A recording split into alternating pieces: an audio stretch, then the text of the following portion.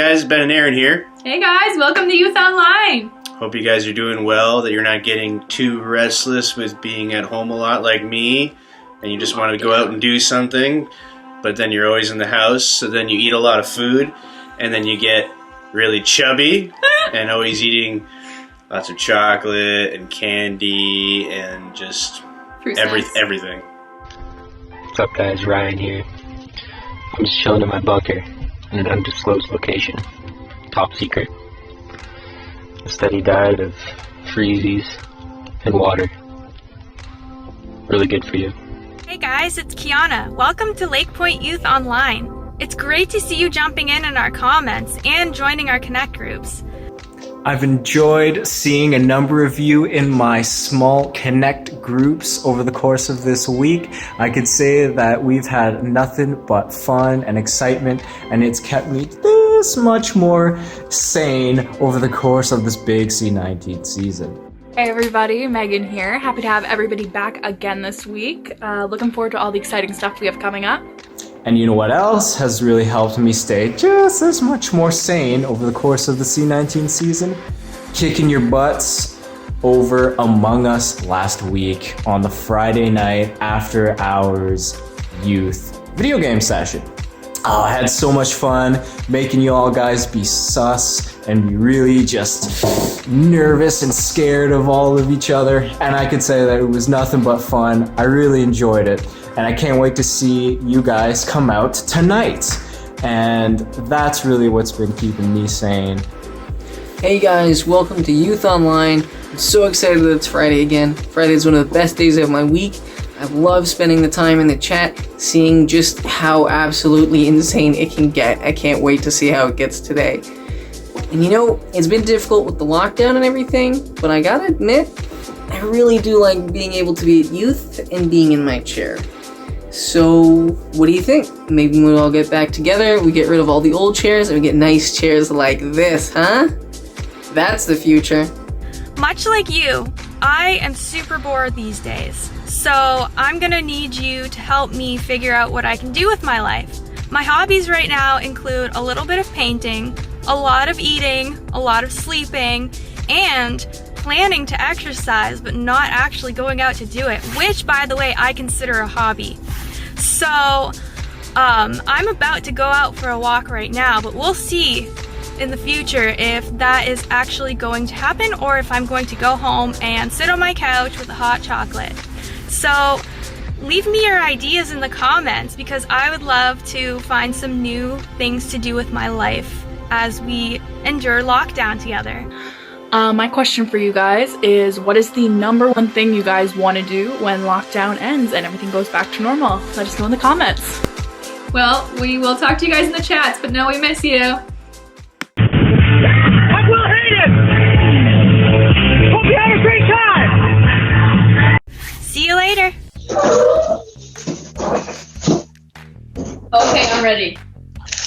Okay. Hey guys, welcome back to Lake Point. It's recording. It's recording. It automatically records. It does? You ready? Yeah. Yes, it's been recording the whole time. Oh. You ready? Okay.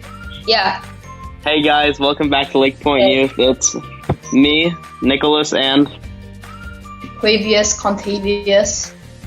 Yep, it's Jaquavius Contavious, and we are gonna teach you how to make a frozen burrito. Yep. That's So, right. What you need is a plate and the burrito and a microwave and anything you want to put on it afterwards. Gummy bears, fruit roll-ups, hot sauce. Yeah. So Okay. first things first, I'm gonna need you to touch it. What? I'm gonna need you to touch the frozen burrito. Is it cold? Very. Then I'm gonna need you to put it in the microwave for 10 minutes. 10 minutes? And then just like 3 minutes. Put it in the microwave for like 3 minutes.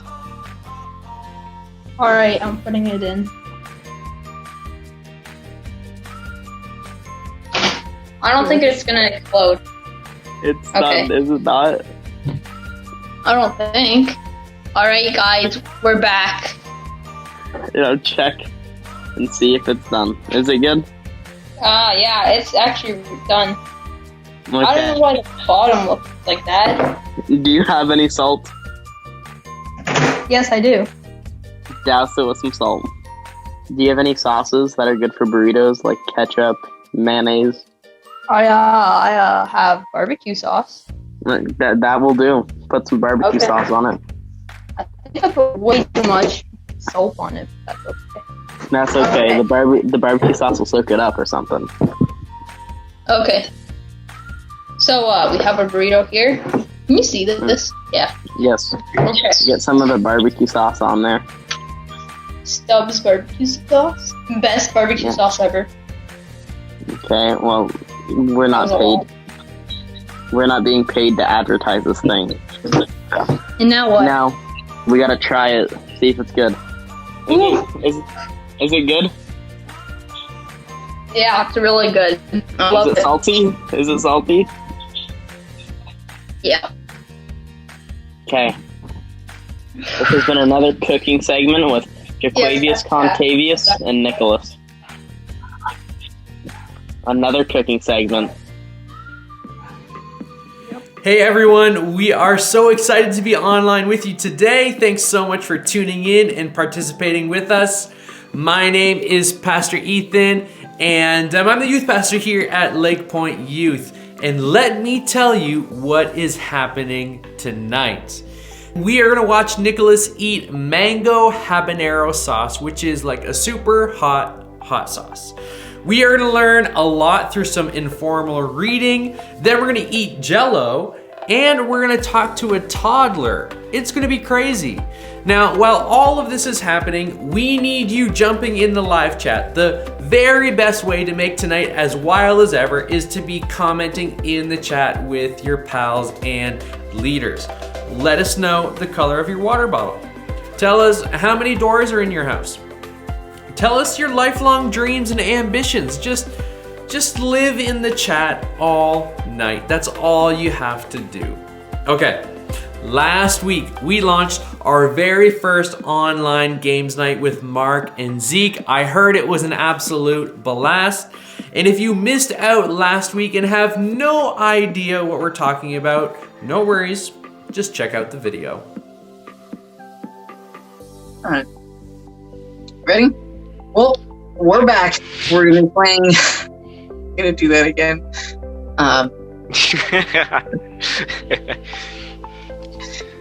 Well, we're back. We're gonna be playing Among Us once again this week. If you were with us last week, come join again. If you weren't with us last week, then you definitely need to join us.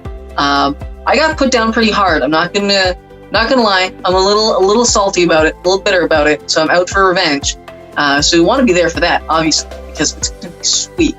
But come and play Among Us. It's going to be a blast. We're looking at maybe throwing in some rule changes and some other ways to play the game, keep it fresh as we chase each other around a spaceship or a base and, kill each other and lie. It's great fun. Good for the whole family.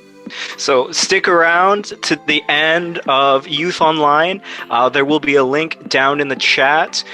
Bring your A game. Don't be too sus with us because we know from last time that you guys can be pretty darn sneaky. We'll see you at the end. Don't be sus with us. Don't be sus with us. Yeah. Now, Mark and Zeke think they're pretty good at gaming, but I actually heard that all they play is online solitaire. So tonight is your chance to destroy them. So to quickly recap, at the end of Youth Online, be on the lookout for a Zoom link that we will send in the live chat. Just click on that link and it's going to take you to our online games night with Mark and Zeke. Also, we are looking at adding 2 more game nights throughout the week where you'll have even more opportunity to destroy everyone.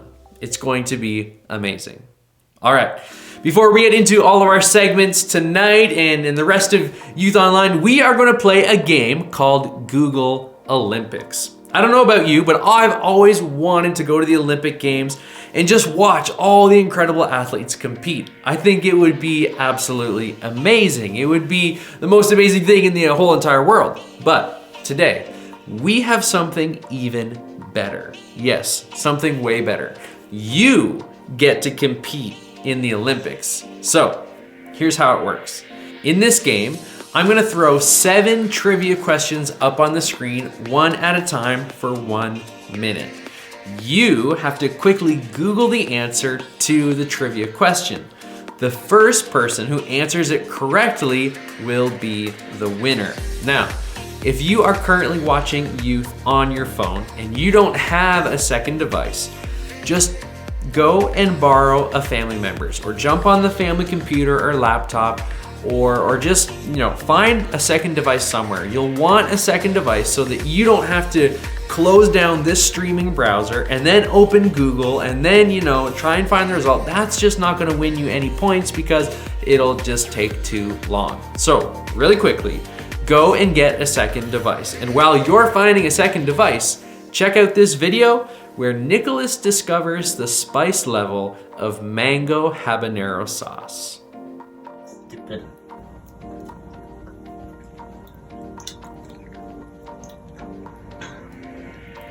Now you might want to eat that very fast because dip it. Dip it.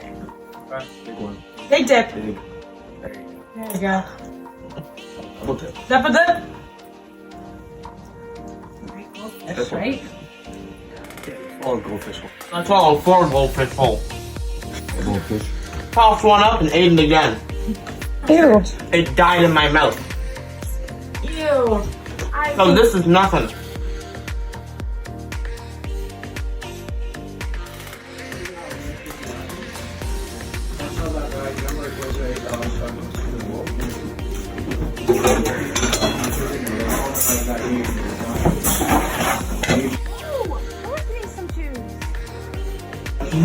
Don't drink the milk, because Nicholas drinking it all. Don't drink it out of the thing from the one downstairs. I'm drinking that one in there. Oh.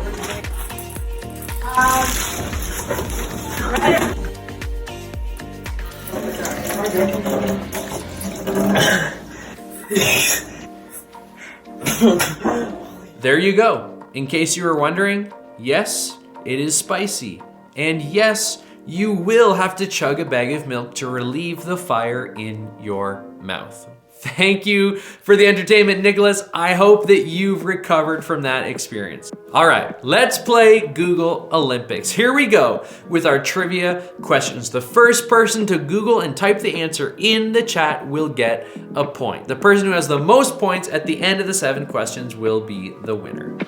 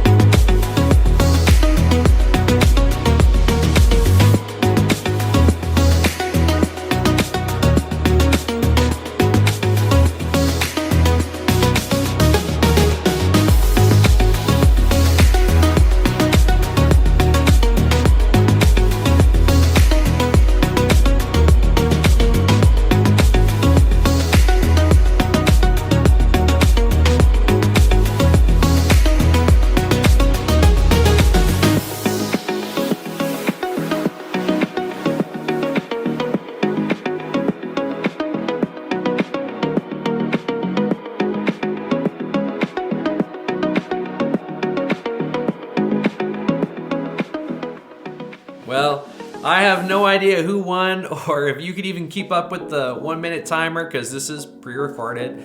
But congrats to whoever won. You won the prize of a gold medal from Winter 2021 Google Olympics. Wear that medal proud. All right, next up, we have a very special guest. We actually have two special guests, and they are two of my favorite guests at Youth Tonight, and they are doing an arts and crafts segment. I hope you enjoy. Hey there! Welcome to Arts and Crafts with Etta. This is how you play with Play-Doh. Etta, show us how you play with Play-Doh. So first you take Woody, and then what do? How do you play with Play-Doh? Okay, you make Woody jump on the table, and then what do? What do you do with this stuff? You make it into a snake? Wow, Woody really likes to jump, huh? Do you put the Play-Doh on Woody? How does this work? Yeah? Okay, show us. What do we do? First you put Woody on the table, and then what do you do with the Play-Doh? You stick it to his hat. Wow. That looks great. Can you show it to the camera. Say, look at this. Wow, that's so cool. Etta, you really know how to play with Play-Doh. This is a good arts and crafts segment. Wouldn't you say? Do you want to show everybody your paintings? Yeah? Okay. Who's in this painting? Do you see? Can you tell us who's in this painting? Where's Daddy? Where's Daddy? Yeah. Mommy. Yeah, who's that? A little girl. A little girl? Is that Etta? And who's Sissy? Oh wow, and where's the sun? Wow, and where's the clouds? Wow, you're so good at painting. What colors did you paint this picture? Green. Green, yeah. Red. There's blue, green and blue. Wow, how nice is that? Now, I think Pastor Ethan would love a picture like this from every single one of you. So please mail in your painted pictures of your family. All right, cool. Do you want to show another one? What's this picture of? What's on here? Green. Yeah, green painting. Can you show it to everybody? Do we have letters on here? ABC. That's right, ABC. A. Where's the letter A? A. Good job, where's the letter B? B. Good job, where's the letter C? C. Good job, high five, kiddo. No. No, wow, I just got turned down. Well, I hope you have fun this week. Please do some arts and crafts. Put some Play-Doh on Woody's head. It will help your week go by real great until next Friday when you get to watch some more of us. Yay! And there you have it. There is nothing better than playing with Play-Doh and painting your family. And if you're a huge fan of Toy Story and have a couple action figures just laying around the house, they definitely make the experience much more exciting.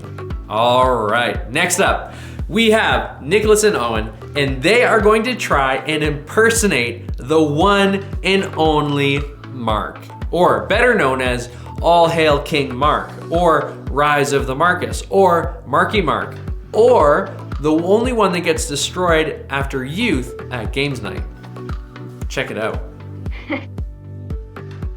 So what's next? Reading a random book? We'll pretend to be Mark next. Oh yeah. Wait, Mark. Which one's Mark again? Mark Dempsey. The new. Oh yeah! The intern. Yes. You ready? Hey guys. Yeah, I was gonna get my headset too.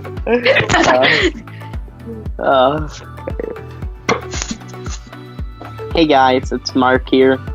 We are going to be letting you know that next week it's going to be even crazier than this week because there's 3 Marks. Yes.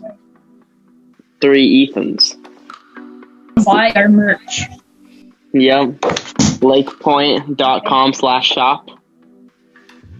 Yep, it's an American website, but for Canadian church, I know it's crazy. We didn't make the website. Support local businesses. This message is approved by Mark Dunseth. Thank you for your time. Oh, wow. Alrighty then, that was interesting. I have no idea what just happened. We're just going to move on and never mention any of that ever again. We're just going to move into the next segment where the same 2 crazy people, they're just going to read to us. Maybe you will learn something new. I don't really know. Hey guys, this is Library Nicholas. You can tell with the glasses and everything. We're going to be reading you some important messages from this book. Bruce Lee's Fighting Method. Yep. Yeah, I know. I'm reading a book about a guy with OCD. Dang. Yeah. Okay, gonna flip right through this book. Page 50. I'm gonna read you the title. Defense against a shoulder grab from the rear. 1. Well, first, the assailant grabbed Lee's shoulder from the rear. 2nd and 3rd, Lee turns his back torso and applies a back fist punch to the assailant's face. Comment. To have power in your back fist punch, you have to step back slightly and apply the punch by simultaneously rotating your hip. That's crazy. What's up with the OC dude? OCD mans. Page 106. I can do it when no one is watching, I said. It's the nerves in Coach Clemens. You have to ignore the ball. Just focus on the ball. In the post. Easier said than done, I said, watching as Coach Clemens stormed across the field toward me. He had this sweaty face that barely held onto his glasses. Max grabbed the ball. Come on, one more try. But just ignore him. Relax. Worry about kicking. The ball is nothing else out there. I knew the routine. 1 right step, 1 left step, and then kick. That's good. Back to the fighting method. Page 102. Defense against assailants from a lying position. While lying on the ground, Lee is attacked by assailants from both directions. 2nd and 3rd. Lee, using his hands, stops the kick thrown by assailants and simultaneously applies a thrust kick to assailants. A's knee, toppling him to the ground, hanging on to assailant B's foot. He then applies a forward kick to his groin. This is important. That is a great philosophy, Library Nicholas. Yeah. So, next we got God Made Me Special, a devotional for VeggieTales. Flip to a random page. Day 179. Don't whine. Words kill, words give life. They're either poison or fruit you choose. Proverbs 15 verse 21. Do you like to listen to other children whine? No way!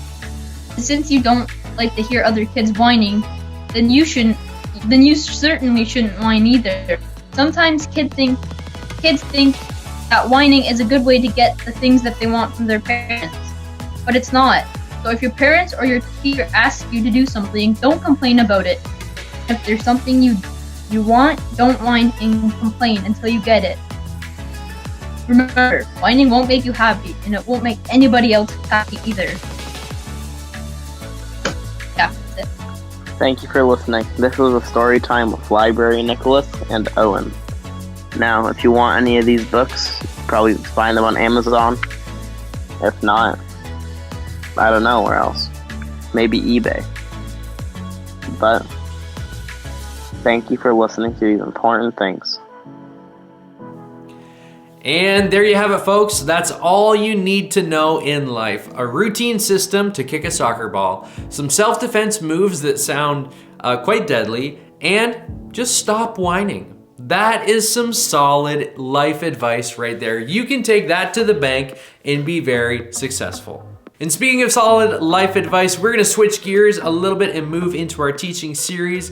It's a 4-week series titled Vibes. We're in the last week, and we're gonna be talking about some moods and some emotions and all the feels that comes with dealing with everything and everyone in our lives. And while there's nothing wrong with feeling all the feels, the problem comes when we let these passing vibes become the motivators of our moods and our actions. And so that's why in this series, we are gonna have a conversation. We're actually gonna tie up the conversation and do a deep dive into some of the feelings we all fear. We've talked about fear, we've talked about anger, and tonight we're gonna talk about guilt. And so my hope, my prayer is that we can figure out what we can do to control our vibes instead of letting them control us.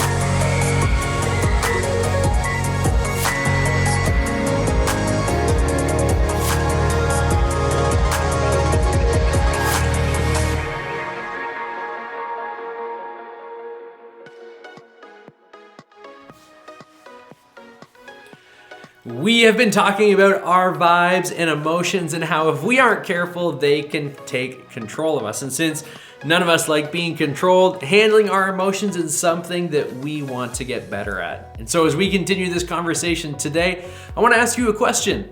I hope you're ready for it. Here it is. What would you do if you knew you would never get caught and there would be no consequences? Let me say that again. What would you do if you knew you would never get caught and there would be no consequences? I am very, very nervous about the answers to this question that are going to pop up in the chat. Hopefully there's nothing about, murder or making siblings disappear. But when you ask yourself that question, I imagine that many of you had things come to your mind that might have surprised you. Maybe something popped into your brain and you were like, thank goodness there are no mind readers here. The truth is, we all have the potential to think some pretty wild thoughts. We're just smart enough not to talk about it out loud. We're all experts at monitoring our behavior so that the only good stuff is seen, for the most part. And while, we've learned to monitor our behavior, the problem is that we've never really learned how to monitor our emotions, our hearts, where the emotions come from. And like we talked about last week, it's important that we learn how to control our emotions because our emotions have a big impact on the way we treat ourselves and other people. And that's a big deal to Jesus. I want you to think about it this way. It's like I have a jar of Skittles, and tipping over this container of Skittles doesn't determine what comes out. What already is in the jar determines what comes out. I mean, if Skittles are inside, then Skittles are gonna come out. If beads are inside, beads are gonna come out. If rotisserie chicken is inside, then rotisserie chickens are going to come out. And shaking that jar doesn't determine what comes out. Shaking it exposes what's already in there.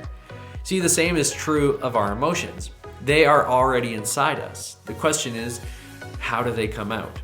And this is such a good question, which is why I think what King Solomon said is so important. In a book from the Old Testament, the book of Proverbs, he said this. It's found in chapter 4, verse 23. He said, above all else, guard your heart, for everything you do flows from it.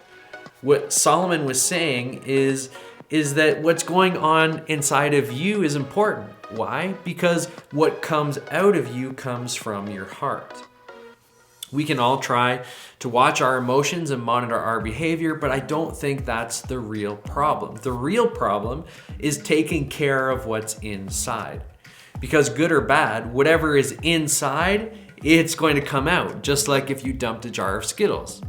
And let's be honest with ourselves. We can all admit that we have some problems on the inside, right? I mean, most of us can quickly think of things we've done, said, or thought that no one else is allowed to know about, because we all have stuff inside of us that's not so great. And when that stuff comes out, and when we do or say something that's not great, the result is usually a different emotion that can end up controlling us. And I'm talking about this emotion of guilt. And guilt is a loaded word because there are different kinds of guilt. One is false guilt. That's the guilt that you feel when you actually aren't guilty. You feel bad about something you didn't do, or you feel bad about a situation that wasn't even a big deal. Then there is actual guilt. And this is what we're talking about today. This is the kind of guilt you feel when you did something you shouldn't have done, or you said something you shouldn't have said. It's when you hurt someone who deserved better. Feeling this legitimate guilt isn't a bad thing in and of itself, but it becomes a problem when something you've done in the past becomes part of your identity. Now, let's be clear. Nobody likes to feel guilt. So instead of doing something about it, when we feel it, we stuff it away. And we have messages that we say to ourselves about the thing we feel guilty about. Things like, I wasn't the only one, or I was just going through a bad phase, or it's not my fault. And we tell ourselves these stories to make the guilt less powerful so we don't feel quite as bad. But here's the thing. When we make excuses for our guilt or pretend like it's not a big deal, the guilt doesn't go away. We actually end up giving our guilt more power. I mean, think about it. Guilt creates a debt relationship with others. In other words, it creates an I owe you out of a relationship. Why? Because we've taken something from them. When we hurt someone else, we take things like their reputation, their trust, their self-esteem. And so we owe them. It's why we even say things like, I owe them an apology. But the thing is, we don't see guilt as a debt payback. We experience guilt like a weight. And when we carry around a weight, it throws us off balance. Carrying the weight of guilt throws us off balance. Which explains why when we fix a friendship and make it right, we sometimes say, I feel like a weight has been lifted off my shoulders. But that's not all. The other tricky thing about guilt is it doesn't stay with the person we feel guilty towards. You may feel guilty about how you talk to your step-parent, but then you'll bring it with you when you're hanging out with your friends later on that day, and all of a sudden, what happened with your step-parent has now got you in a bad mood with your friends.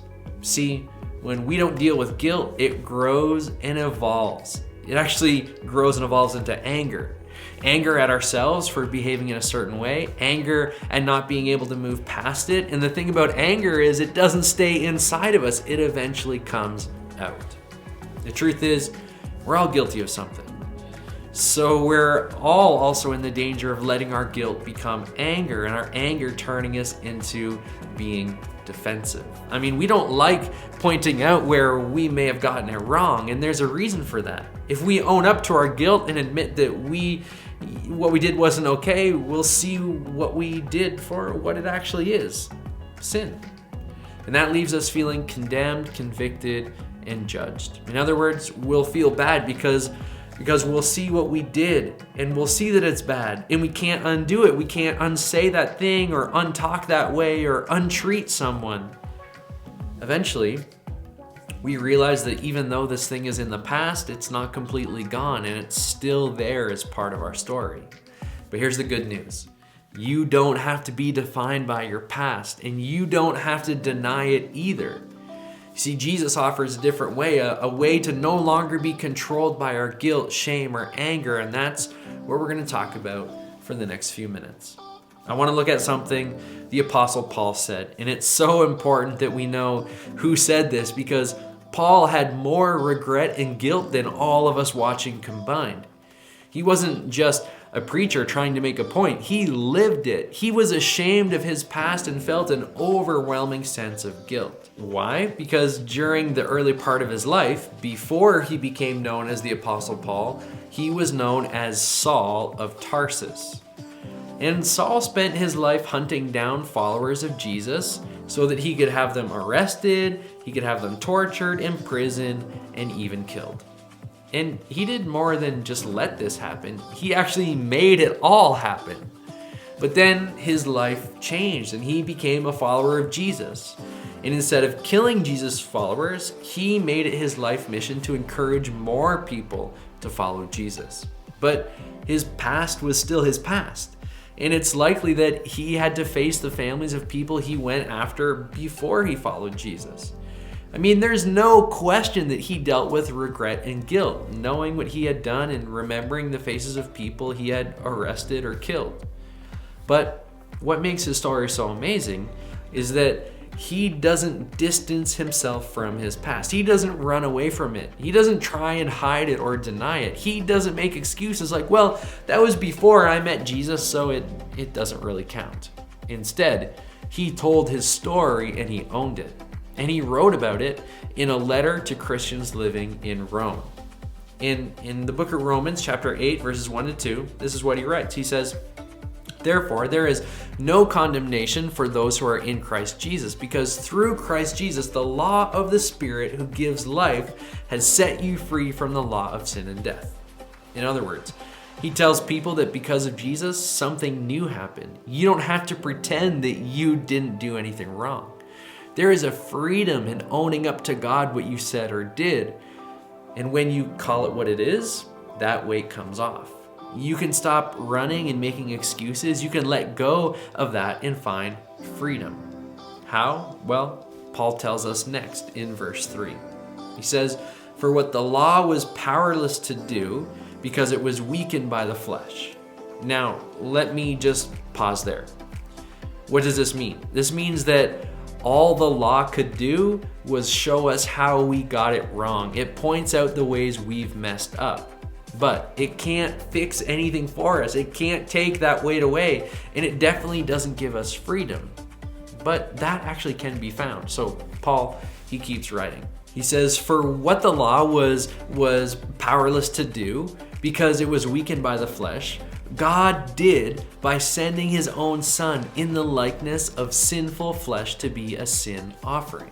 Meaning, Jesus had no guilt. He did nothing wrong. He came and lived the perfect life. He died a criminal's death so we could be free.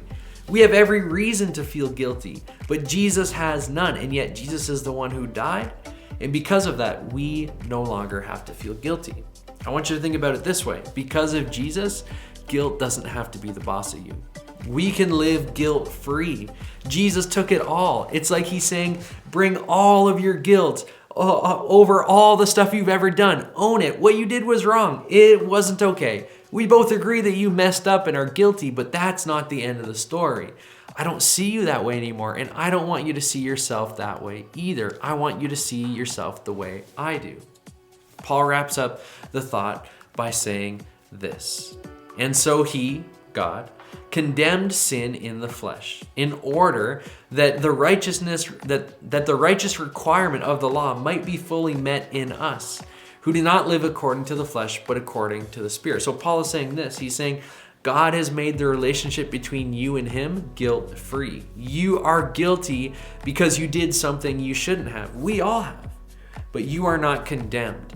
And that guilt doesn't define you anymore. What Jesus did on the cross defines you. Jesus took the guilt on himself, and now you are free. Here's the thing. The way Paul writes is a bit confusing. And if you're sitting there thinking, what does this even mean? I get it. But I don't want us to miss this because it sounds confusing. When you decide to take God at his word, and when you trust that Jesus is who he says he is and did what he said he was going to do, there's a few things that take place. Number one, you are no longer allowed to condemn yourself or punish yourself. Guilt is not the boss of you. You belong to God. And God says that you aren't to be condemned. So when that voice of shame and guilt tries to weigh you down, you can just say, Jesus took care of that for me. It's not who I am anymore. I belong to Jesus. The second thing is that your guilt will remind you, but it won't define you. Meaning, what you did doesn't disappear. You still have some lessons to learn, but the thing you did, the thing you said, it isn't who you are. Let your past be the thing that marks the change in you. Let it lead you to show gratitude for God for who you are now. And number 3, you don't get to condemn others for their mistakes. When you realize what Jesus has done for your guilt, you understand that he's done the same thing for others. You don't get to judge, hate on, or criticize others for their mistakes. Your past makes you perfectly positioned to love everyone else despite their mistakes. And last one, number 4, you are free to make things right with the person you hurt without excuses or an expectation of getting something back. This is big.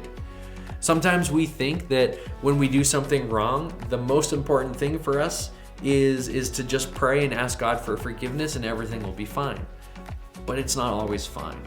Jesus cared about making it right, not just with him, but also with the person you hurt. So go ahead and pray for forgiveness, but then go out and make it right with the other person. Whatever you took from them, trust, friendship, self-esteem, own it. And here's the thing. It's possible that your willingness to be humble and approach that person will do more than just keep the guilt from controlling you. It'll allow them to deal with the hurt and emotion inside of them that they may not even know that they had in the first place. In fact, what if that's the reason you're here today? What if someone is waiting on you to make the first move and make things right? What if that's the way forward and the way out of the weight of guilt? Don't let pride, fear, or worry be the thing that keeps you from making that relationship right. Maybe the best thing you can do to let the guilt go is to humble yourself and seek forgiveness from the person you hurt. Now, I get that it's scary, but remember, as long as we hold on to the guilt, we're letting our past define us. And Jesus came to change that. And our past can remind us, but we're not going to let it define us. Maybe today is the day that changes. Maybe today is the day that you really understand that because of what Jesus did for you, you are no longer condemned. Guilt is no longer in control. That vibe is not going to call the shots. There's no room for the vibes of guilt, shame, embarrassment, and pride. Because of Jesus, all of that is gone. And so as we wrap up our series today, let's remember that. And then let's pass on the same love to others, no matter what they've done. Remember, because of Jesus, guilt doesn't have to be the boss of you, and it doesn't have to be the boss of the people around you either. Wish you any more? Oh, okay, let's do the intro.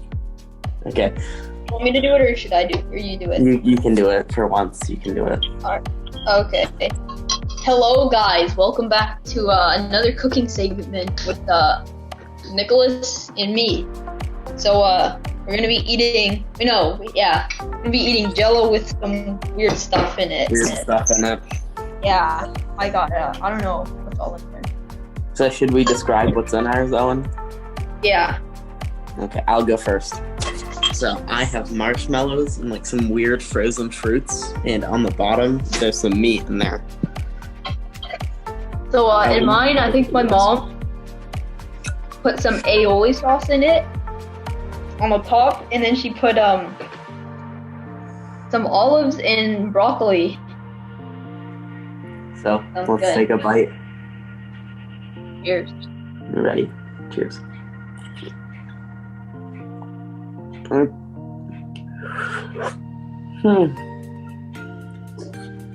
Put some interesting. broccoli in there.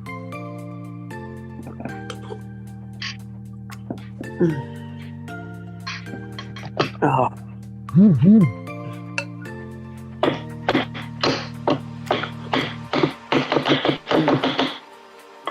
Can't get the broccoli. Okay, I'm gonna eat it with broccoli. Oh. Yeah. No, the Jello itself isn't bad.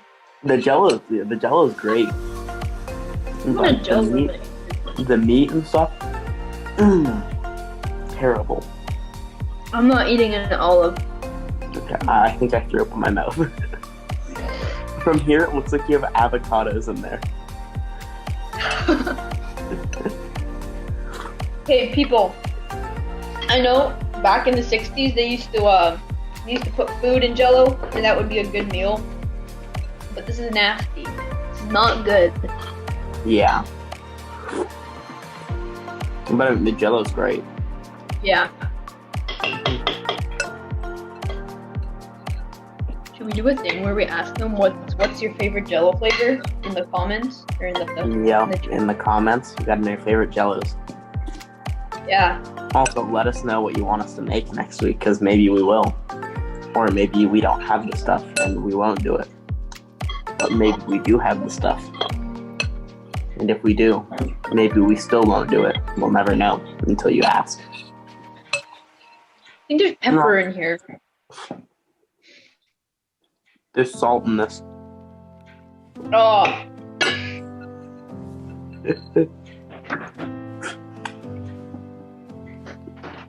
And there's like 3 cups of sugar in this.